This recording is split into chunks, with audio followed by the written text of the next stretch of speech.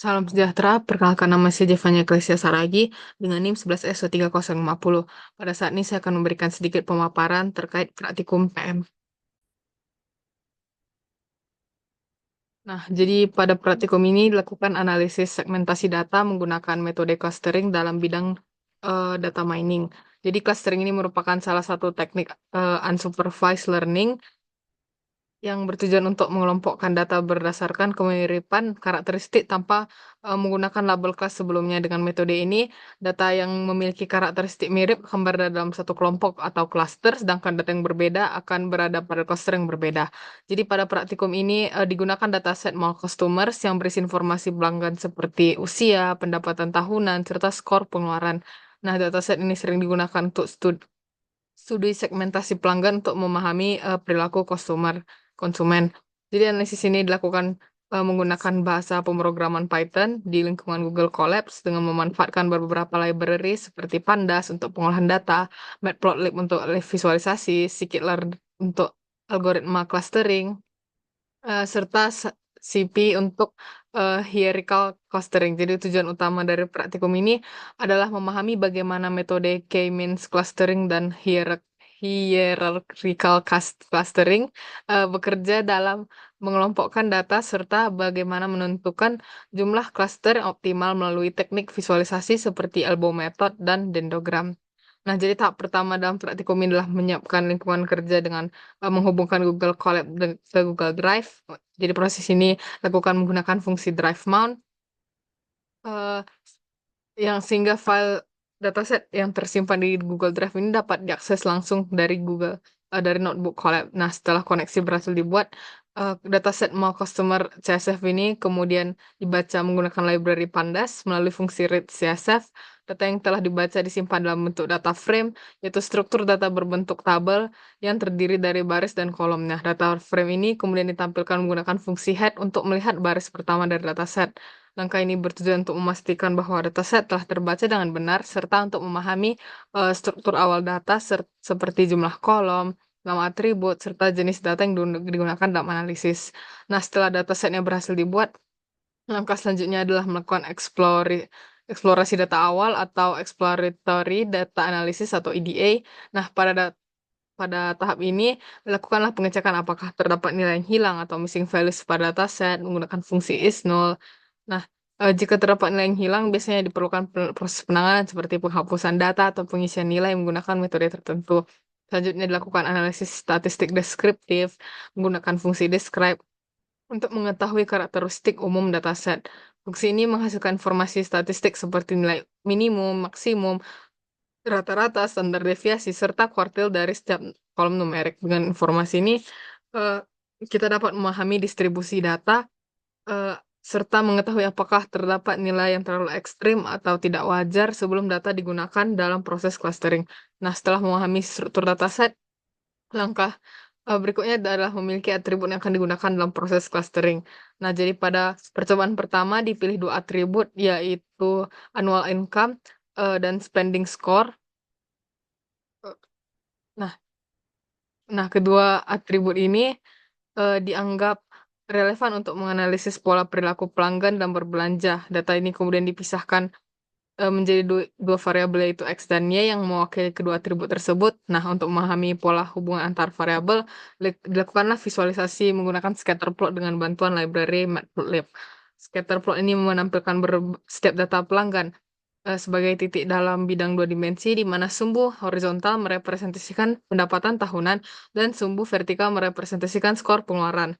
Kemudian kita masuk ke normalisasi datanya. Nah, sebelum menerapkan algoritma clustering, lakukanlah proses normalisasi data menggunakan metode min-max scaler dari library scikit-learn. Jadi normalisasi ini bertujuan untuk menyamakan skala antar variabel sehingga setiap atribut memiliki rentang nilai yang sama. Hal ini penting karena algoritma K-means ini menggunakan perhitungan jarak antar data sehingga perbedaan skala yang terlalu besar dapat mempengaruhi hasil clustering. Setelah data dinormalisasi, langkah selanjutnya adalah menentukan jumlah cluster yang optimal menggunakan metode elbow method. Nah, pada elbow method inilah Hmm, nah, pada metode elbow method inilah dia bekerja dengan menghitung nilai WCSS atau ini within cluster sum of squares untuk berbagai jumlah cluster. Jadi WCSS ini merupakan ukuran yang menunjukkan seberapa dekat data dalam suatu cluster terhadap sentroidnya. Dengan memplot nilai WCSS terhadap jumlah cluster dapat diamati titik tertentu di mana penurunan nilai WCSS mulai melambat. Titik tersebut disebut sebagai elbow point yang menunjukkan jumlah cluster yang paling optimal untuk digunakan dalam proses clustering. Nah, kemudian kita masuk ke penerapan K-means clustering.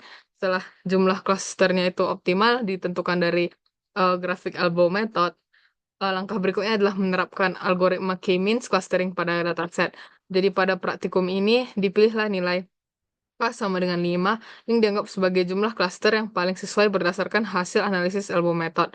Jadi algoritma K-means ini bekerja dengan memahami sejumlah sentroid awal secara acak, kemudian setiap datanya akan dikelompokkan ke sentroid terdekat berdasarkan jarak Euclidean. Nah, setelah itu sentroidnya akan diperbarui berdasarkan rata-rata posisi data dalam setiap cluster. Proses ini dilakukan secara iteratif sehingga posisi sentroid tidak lagi berubah secara signifikan. Nah, hasil clusternya ini kemudian divisualisasikan kembali menggunakan scatter plot, di mana setiap cluster ditampilkan dengan warna yang berbeda. Nah, visualisasi ini bisa memudahkan kita dalam melihat bagaimana data pelanggan ini terbagi menjadi beberapa kelompok berdasarkan karakteristik pendapatan dan pola pengeluaran mereka. Pada tahap berikutnya, kita perluas analisisnya dengan menambahkan satu atribut tambahan yaitu age, sehingga clustering dilakukan menggunakan 3 variabel sekaligus, yaitu age, annual income, dan spending score. Data kemudian divisualisasikan menggunakan 3D scatter plot dengan bantuan modul MPL Toolkit Mplot 3D. Jadi visualisasi 3 dimensi ini memungkinkan analisis hubungan yang lebih kompleks antar variabel dibandingkan dengan visualisasi 2 dimensi.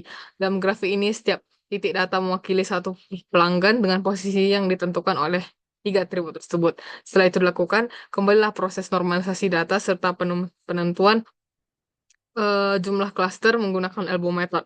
Jadi hasil analisis ini menunjukkan bahwa jumlah cluster optimal untuk data 3 dimensi ini adalah 6 cluster yang kemudian digunakan dalam proses K-means clustering. Selain menggunakan metode K-means, praktikum ini juga mempelajari metode hierarchical clustering sebagai pendekatan lain dalam clustering data.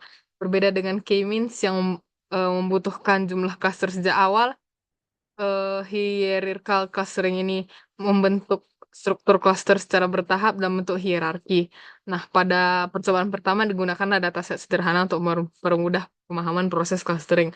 Jadi langkah awal yang dilakukan dengan menggunakan dan menghitung distance matrix menggunakan jarak Euclidean untuk mengetahui jarak antara setiap pasangan data. Setelah itu, lakukanlah proses clustering menggunakan metode single linkage, yaitu pendekatan yang menggabungkan cluster berdasarkan jarak minimum antar anggota cluster. Jadi hasil prosesnya clustering ini kemudian divisualisasikan dalam bentuk dendrogram, yaitu diagram berbentuk pohon yang menunjukkan urutan penggabungan cluster dari tingkat paling kecil hingga menjadi cluster besar.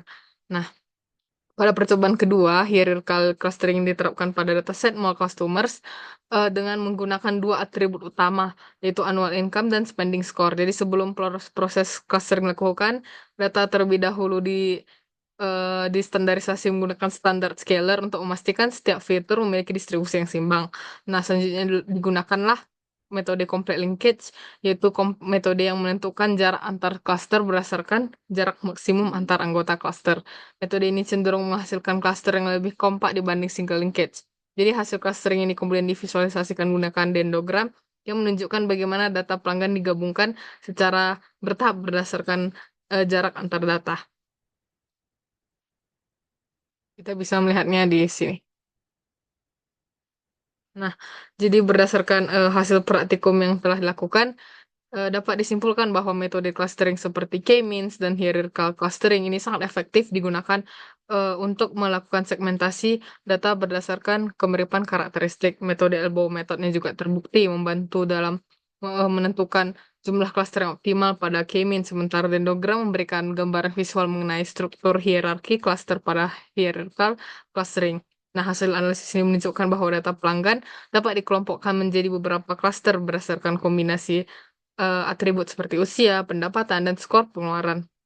Setiap klasternya merepresentasikan segmen pelanggan dengan karakteristik yang berbeda yang dapat digunakan untuk berbagai tujuan analisis seperti strategi pemasaran, rekomendasi produk maupun pengambilan keputusan bisnis. Dengan demikian, praktikum ini, memberikan pemahaman lebih mendalam, mengenai konsep clustering serta penerapannya dalam analisis data menggunakan Python. Apabila ada salah kata mohon dimaafkan atas waktu dan perhatiannya saya ucapkan terima kasih.